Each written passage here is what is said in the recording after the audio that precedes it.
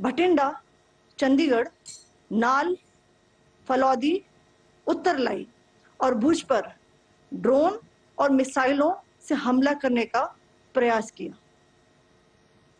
इन हमलों को integrated counter UAS grid और वायु रक्षा प्रणालियों द्वारा निष्क्रिय कर दिया गया। इन हमलों का मलबा कई स्थानों से बरामद हुआ, जो कि पाकिस्तानी हमलों का प्रमाण है। On the night of 7th May 2025, Pakistan attempted to engage a number of military targets in northern and western India using drones and missiles. These places included Avantipura, Srinagar, Jammu, Pathankot, Amritsar, Kapurthala, Nal, Jalandhar, Ludhiana, Adampur, Bhatinda, Chandigarh, Falodi, Uttarlai, and Bhuj. These were neutralized by the integrated counter unmanned aerial system and other air defense systems. The debris of these attacks is now being recovered from a number of locations that prove the Pakistani attacks. आज सुबह भारतीय सशस्त्र बलों ने पाकिस्तान के कई स्थानों पर वायु रक्षा रडार और प्रणालियों को निशाना बनाया। भारत की प्रतिक्रिया समान क्षेत्र में समान तीव्रता के साथ की गई। यह विश्वसनीय रूप से ज्ञात हुआ कि लाहौर में स्थित एक वायु रक्षा प्रणाली को निष्क्रिय कर दिया गया। Today morning, Indian Armed Forces targeted air defense radars and systems at a number of locations in Pakistan. Indian response has been in the same domain with the same intensity as Pakistan. It has been reliably learned that an air defense system at Lahore has been neutralized. Pakistan ने नियंत्रण रेखा पर आकरण गोलीबारी की तीव्रता बढ़ा दी है, जिसमें कुपवाड़ा, बारामूला, उरी, पुंछ, मेंढर और राजौरी क्षेत्रों में मोर्टार और भारी तोपखाने का इस्तेमाल किया जा रहा है। Pakistan has increased the intensity of its unprovoked firing across the line of control using mortar and heavy calibre artilleries in areas in Kupwara, Baramulla, Uri, Poonch, Mendhar and Rajouri sectors in Jammu and Kashmir. 16 innocent lives have been lost, including 3 women and 5 children, due to the Pakistani firing. Here too, India was compelled to respond to bring mortar and artillery fire from Pakistan to a halt. Indian Armed Forces reiterate their commitment to non-escalation, provided it is respected by the Pakistan military. Jai Hind.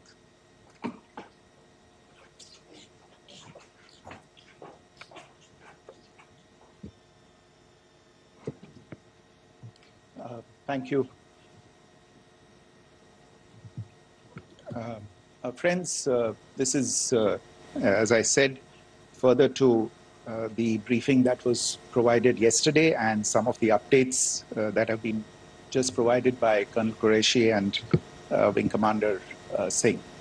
I thought that we would just put some of the aspects related to the events that started on 22nd April with the barbaric terror attack in Pahalgam into further context, because there is a certain amount of commentary that has happened with regard to the events since then. And more than the commentary, there has been a lot of disinformation that has been directed at us from across the border. So a few things that I would like you to keep in mind. First of all, there is mention on all sides of escalation. I think the first point that you have to keep in mind is the attack of 22nd April in Pahalgam is the original escalation. ये जो सिलसिला है जो हम देख रहे हैं आज की घटनाओं को लेके, ये 22 अप्रैल के पहलगाम के हमले से शुरू हुआ। एस्केलेशन वहाँ पे हुआ है और उस एस्केलेशन का जवाब भारतीय सेना ने, भारतीय फौज ने कल अपने एक्शन से दिया है. Secondly, I want to invite your attention to the involvement of the group calling itself the Resistance Front in these attacks. I pointed this out yesterday that this is a group that is a known front for the well-known Pakistan-based terrorist organization, Lashkar-e-Taiba. The group has been reported earlier. I mentioned to you about the Indian authorities providing information to the UN 1267 Sanctions Monitoring Committee. In fact, we are going to be meeting with the team again very soon, and we will be providing an update to the information that we have provided earlier. But what is interesting, दिलचस्प बात यह है कि संयुक्त राष्ट्र की सुरक्षा समिति में जब पहलगाम के हमले को लेके एक प्रेस वक्तव्य जारी करने की बात चल रही थी, तो आप सोचिए किस देश ने टीआरएफ का, द रेजिस्टेंस फ्रंट का उसमें मेंशन किया जाना, उसको अपोज किया, पाकिस्तान ने. This was after the fact that the TRF claimed responsibility for this attack not once but twice, within a few hours after the incident on the 22nd of April, and then again on the morning of 23rd April. And it is perhaps only after the full gravity of the incident was realized by its masters and handlers across the border that it was managed to back off from this claim. Obviously, that retraction doesn't convince anybody. तीसरी चीज जो मैं आपसे कहना चाह रहा था, और कर्नल कुरैशी और विंग कमांडर सिंह ने कल भी बड़े स्पष्ट शब्दों में और आज भी आपसे ये बात साझा की है.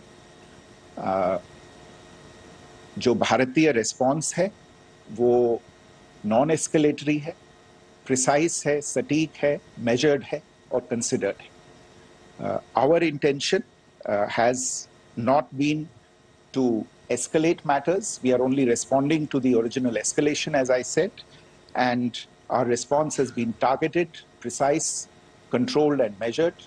Only no military targets have been selected. Only terrorist infrastructure in Pakistan has been hit. Now, there are, as I said, a number of issues that have been raised in commentaries, and there's a lot of, as I said, unfounded disinformation and fabrication that has come from across the border. And I would just like to use this opportunity to set the record straight on some of these issues. The first of these is Pakistan trying to wash its hands off any and all involvement with terrorism. I think the Pakistani information minister said there are no terrorists in Pakistan. And I think he was challenged on that in the television program that he was appearing on.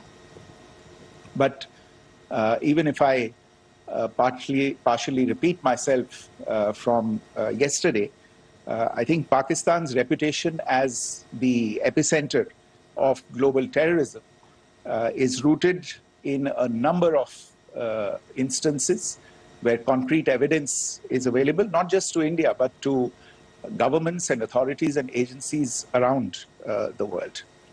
There are several terrorist attacks around the world where Pakistani fingerprints have been found. I don't need to belabor the point with regard to this audience about where Osama bin Laden was found and who called him a martyr. Pakistan has also for decades pursued cross-border terrorism into India with impunity. And as I said yesterday also, in order to deliberately mislead the international community. They claimed that the terrorist Sajid Mir was dead. They came under pressure, and Sajid Mir was then brought back to life, arrested, and is now apparently in Pakistani custody. Pakistan is also home to a very large number of UN proscribed as well as UN proscribed terrorists, as well as terrorists proscribed by a number of other governments in the world, including, of course, the Lashkar-e-Taiba and the Jaish-e-Mohammed, as well as their leaders, Masood Azhar and Hafiz Mohammed Saeed. आपने देखा होगा हाल ही में पिछले कुछ दिनों में पाकिस्तान के रक्षा मंत्री और उनके पूर्व विदेश मंत्री दोनों ने इस बात को माना है कि पाकिस्तान का ऐसे ग्रुप्स के साथ जो रिश्ता है वो क्या रहा है. Both the defense minister and the former foreign minister of Pakistan, I think they've done a more eloquent job of this than I could ever do in terms of describing their country's implication in international terrorism and their involvement in housing these kinds of groups. दूसरा जो विषय है वो है पाकिस्तान का जो एक दावा है कि एक इंटरनेशनल impartial investigation होना चाहिए, एक joint investigative committee होनी चाहिए. These calls for jointly investigating this heinous and barbaric attack in Pahalgam. Again, I think you know the history well on this. You know the track record well, and it is not a bright track record insofar as Pakistan is concerned. In fact, in the pursuit of justice for the victims of multiple terrorist attacks, whether it be Mumbai in 2008, in Pathankot in 2016, or many others. But in particular for these two attacks, India had offered to cooperate. India provided forensic evidence and urged Pakistan to bring the perpetrators of these attacks to justice. We, in particular with regard to the Mumbai attacks of 2008, where a Pakistani Lashkar-e-Taiba terrorist was captured alive, India provided extensive information and evidence related to the involvement of Pakistani terrorists in this attack. Cases were registered, but you are all aware that these cases have not progressed, despite the formation of judicial teams, etc. And Pakistan has consistently stonewalled all efforts to move the investigation along. In fact, with regard to the Pathankot attack as well, a joint investigative team was formed. We gave access, unprecedented access, I should say, to Pakistani team to the site of the attack. Details of call records data and DNA, etc., were shared with Pakistan. We had shared with them details related that we had been able to access to the addresses of terrorists. We presented evidence against the office bearers of Jaish-e-Mohammed who had conspired in the attack, and the handlers of the terrorists who facilitated them and guided them in. But there has been no movement on this. So in all of this, I think the experience has not been positive, and it certainly doesn't give us the confidence now to take at face value Pakistani assertions of wishing to participate in a joint investigation. These are just delaying tactics. These are just stonewalling tactics. And in fact, there is reason to believe that Pakistan uses the evidence that we provide only to cover its tracks and, in fact, defend the terrorists who we are looking for and obstruct the path of investigation. A third point that I wanted to address was the claim that only civilians were killed in the strikes on the 7th of May. We have made the point very clearly that all attacks on the morning of 7th May were against carefully selected terrorist infrastructure, terrorist targets. It is not clear to us, in fact, seeing some of the coverage of the after effects of these strikes, including the funerals for the terrorists that are held yesterday. I think a lot of you have seen the reports and the coverage on media. If only civilians, if any civilians were killed in these attacks, I wonder what message this picture actually sends to all of you. This is a question that is worth asking. It's also odd that the funerals of civilians are carried out with the coffins being draped in Pakistani flags and state honors being accorded. As far as we are concerned, the individuals eliminated at these facilities were terrorists. Giving terrorist state funerals may be a practice in Pakistan. Doesn't seem to make much sense to us. Pakistan has also claimed that India deliberately attacked religious sites. This is completely false again. I have made it clear that the targets were terrorist infrastructure, terrorist facilities, and locations connected clearly with incidents of cross-border terrorism into India. And it is in fact Pakistan that is misusing religious sites as a cover to in fact radicalize, direct and indoctrinate and train terrorists. In fact, contrary to what Pakistan is claiming, yesterday Pakistan launched a targeted attack on the Sikh community in the state of Jammu and Kashmir, hitting Gurdwara in Poonch and the homes of Sikh community members, which came under attack. And we know that at least 3 individuals were killed in that particular attack. Pakistan is also making attempts to, in fact, just to add to this point, the retaliatory action that Pakistan has taken, in fact, is impacting civilians. I showed you the picture of the Gurdwara and the Sikh community members who were killed in this. There are other civilians also who've been killed and injured in these attacks. In fact, since yesterday morning, a total of 16 civilians have been killed and 59 others have been injured in the attacks by Pakistan.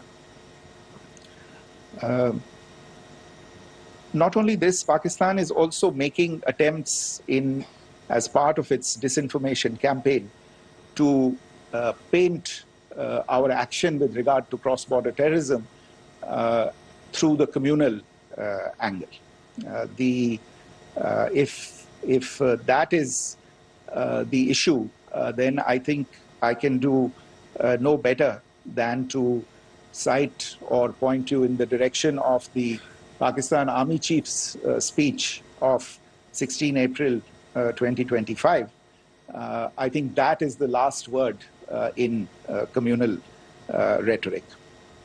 And in the Pahalgam attack itself, you are aware of the kind of religious profiling that was done there. And perhaps there is a linkage between these two events. I can only say that these nefarious designs will not be allowed to succeed in India. And it is to be noted that people from all faiths, all religions, all regions in India have unequivocally, not just in India but around the world, have condemned these attacks. The Pakistani claims of now responding to India's strikes of the 7th of May. As I said right at the outset, it is India which is responding. The original escalation was by Pakistan on the 22nd of April. We are the ones who are responding to that escalation with the action that was taken yesterday morning. And again, I would like to emphasize that the action was restrained. It was directed towards non-civilian, non-military targets and confined to terrorist camps. And again, as we have been saying since yesterday, any further action by Pakistan, some of which we are seeing today, is nothing but escalation by Pakistan now, once again, and will be responded to and is being responded to appropriately. One point that I wanted to also address was the allegations to the targeting of a dam, the Neelam Jhelum project in Pakistan-occupied Kashmir. I want to say that this is an absolute and complete fabrication and a blatant lie. India has targeted only and only terrorist infrastructure, and the details of that, that terrorist infrastructure, together with the locations, were shared with you yesterday by Colonel Qureshi and Wing Commander Singh. I should note that if this kind of a claim is a pretext for targeting Indian infrastructure of a similar nature, Pakistan will be entirely responsible for the consequences that will undoubtedly follow. Finally, I want to address the some issues that have been raised related to the Indus Waters Treaty and the disinformation that has been raised in regard to that as well. The fact is that there have been fundamental changes in the circumstances in which the Indus Waters Treaty was concluded, and they call for a reassessment of the obligations under the treaty. Over the last year and a half to 2 years, India has been in communication with the government of Pakistan. We've sent several notices to them requesting for negotiations to discuss modification of the treaty. India has for 6+ decades now honored the treaty, even during periods when Pakistan imposed multiple wars on us, and even when relations were adversarial. Pakistan is the one that has been acting in violation of the treaty, deliberately creating legal roadblocks in India exercising its legitimate rights on the Western rivers. Any projects that India sought to build on the Eastern rivers, and even on the Western rivers, which we are allowed to by the treaty, were always challenged by Pakistan, thereby hampering our rights to utilize our legitimate waters under the treaty. In fact, if you see, the preamble of the treaty itself states that the treaty was concluded in a spirit of goodwill and friendship. Mark those words, concluded in a spirit of goodwill and friendship. ये भारत का धैर्य और भारत की सहनशीलता है जो 65 साल से हम इतनी प्रोवोकेशन के बावजूद इस ट्रीटी को निभा रहे हैं. However, as has been made clear earlier as well. Pakistan has not responded to our request to enter into negotiations for a reassessment of the obligations under the treaty. A number of conditions have changed. This is a treaty that was based on the engineering techniques of the 50s and the 60s. We are living through the first quarter of the 21st century. Technological changes and technological advancements have to be taken into account. There are demographic changes. There are climate changes that have taken place. There is the imperative of clean energy. And of course, the terrorism that Pakistan has wreaked in the state of Jammu and Kashmir itself has hampered India's ability to exercise its rights under the treaty. Pakistan's persistent refusal to respond to our request to enter into government-to-government negotiations on the modification of the treaty is, in a sense, itself a violation of the treaty. And therefore, India has taken the step of putting the treaty in abeyance until Pakistan abjures irrevocably its support for cross-border terrorism. Maybe I'll stop there. I mentioned earlier yesterday as well that this is an evolving situation. I would therefore ask all of you to be considerate and restrained. It will not be possible for us or my colleagues from the armed forces to share operational details at this point in time. Beyond that, if you have any questions, may I have time for only a few, and I'll try to answer those questions. Okay, I give the floor to Rishabh. Foreign Secretary, good evening. This is Rishabh from Times Now. I just wanted to understand, as per the press release that has been released earlier today, it says that we have successfully hit at the air defense of Lahore. Does it give our forces a better chances if in case of further escalation? And are there other air defense places as well at strategic location that were targeted? Rishabh, you are violating the first rule that I set out at the end of my remarks. The press release that has been issued by the Ministry of Defense today speaks for itself. It is related to operational matters. It's been released by the Ministry of Defense. As more information becomes available, it will be released at the appropriate time. Once again, please don't go into operational details at this point in time, because this is a constantly evolving situation. Yeah, go ahead. Foreign Secretary Smita Sharma, just wanted to ask, the Pakistani Minister Ishaq Dar in an interview has claimed that the national security advisors of India and Pakistan have spoken to each other. If you could confirm or deny, and is complete severance of diplomatic ties with Pakistan also on the table? I have no information with regard to contacts between the two national security advisors.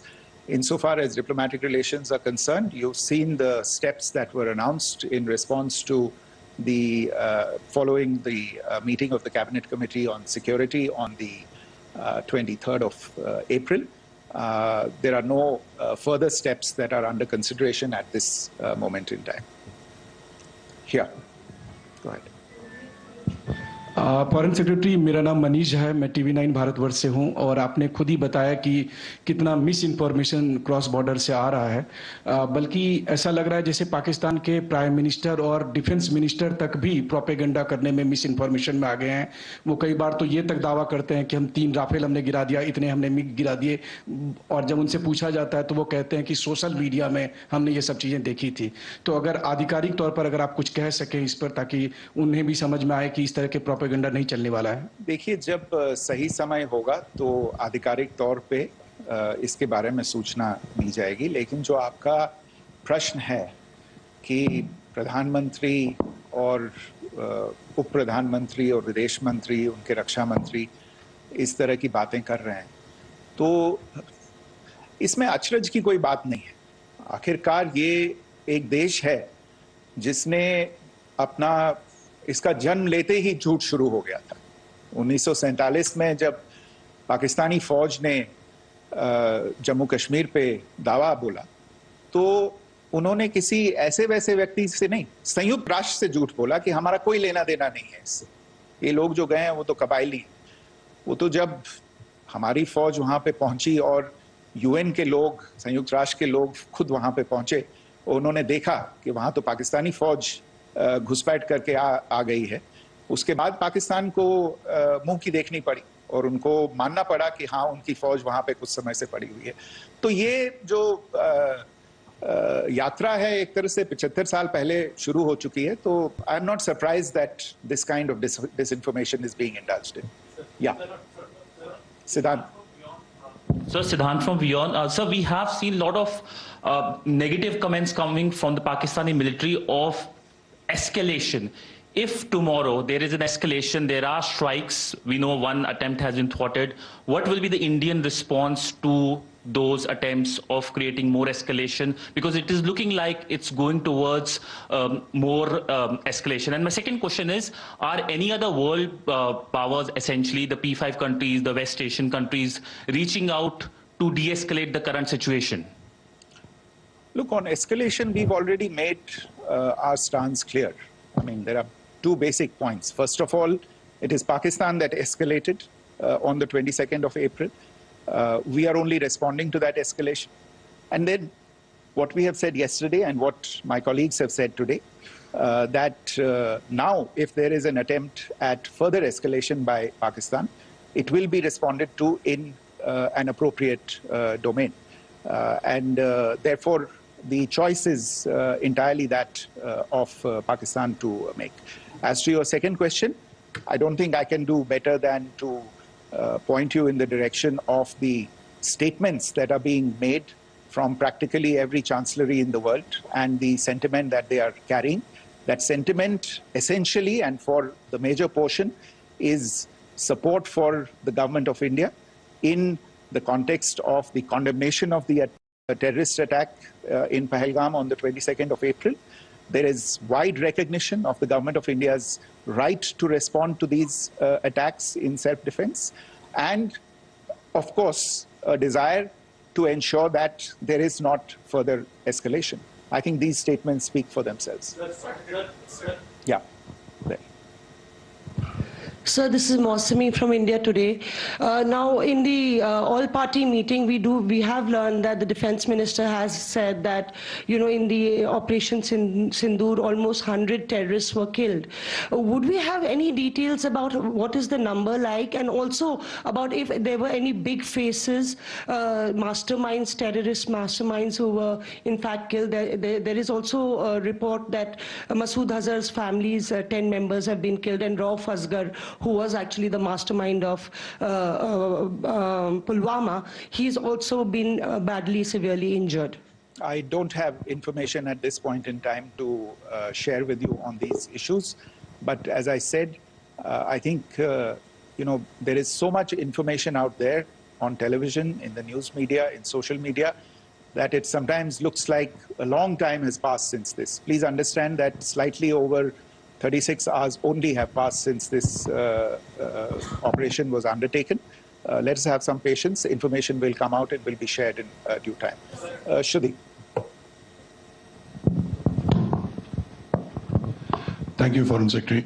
Shruti Ranjan from Bloomberg. Sir, could you give us any understanding whether India has moved the IMF or the World Bank to kind of, you know, sensitize them about the the bailout that Pakistan has, and, you know, the kind of stuff that the Pakistan government is doing?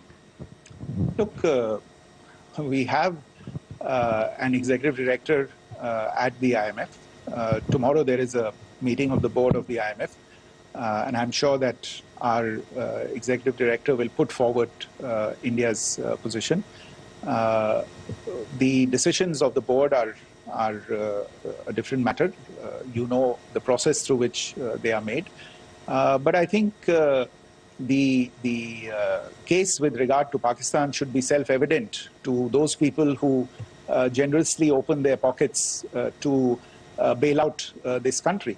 And since you are from Bloomberg, I think you would have the data on how many IMF bailout programs have been, very good, thank you, have been sanctioned in the space of the last 3 decades. And I think you would also have an idea of how many of those programs have actually reached successful conclusion. Probably not many. So I think this is a decision that board members have to take by looking deep within themselves and looking at the facts. So we can, one last question, sir. Yeah. One last question. Foreign Secretary, I'm Siddhant from CNN News 18. I would like to know, since it's an opportunity to speak to you, I would like to know the response coming from United States since last 3 weeks. Saudi Arabia, Qatar. In fact, Prime Minister Modi spoke to Qatar before the strikes that evening. Perhaps how do you read the support coming from these countries? Perhaps traditionally they were seen on the other side. This time around, their statements are strong worded. In fact, India-Saudi joint statement also had a very strong condemnation, strong worded condemnation. United States at all level have condemned the attack and have extended support. In fact, Saudi Deputy Foreign Minister is in India. He just met EMS Jaishankar. Also, if you could shed some light on his visit, his meeting with EMS Jaishankar. In fact, we have also been told that he met Prime Minister Modi. Thank you. Look, all the countries that you named and many others, we have been in touch with them. The Prime Minister has spoken to a large number of world leaders. A large number of world leaders have called him, as have called the External Affairs Minister. As we speak, there are conversations going on today as well with world leaders. And your assessment or conclusion of the general tenor of these messages is very much on point. And I think this is a recognition of the fact, firstly, of the barbaric nature, the unprecedented nature and character and features of the attack in Pahalgam, and a recognition of India's right to respond to this, and also a recognition of the fact that in responding, we have been nothing but responsible and have done so in a restrained, in a measured, and in a non-escalatory manner. I think that counts for something. People have taken that into account, and that is what is explaining the kinds of reactions that we are seeing. And we appreciate the sentiments and the statements that have been made by the vast majority of world leaders. Yes, the Saudi Minister of State for Foreign Affairs is in Delhi. He had a meeting with the External Affairs Minister earlier today. I don't have further details at this moment, but if there are details, the ministry will share them at some point with you. Thank you. I think that's all we have time for today. We'll join you again soon. Thank you all. Thank you.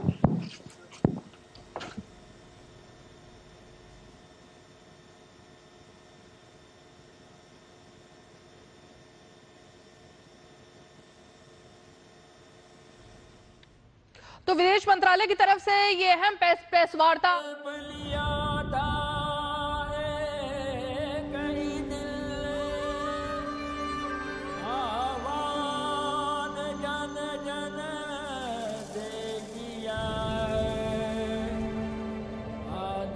बदलो बदले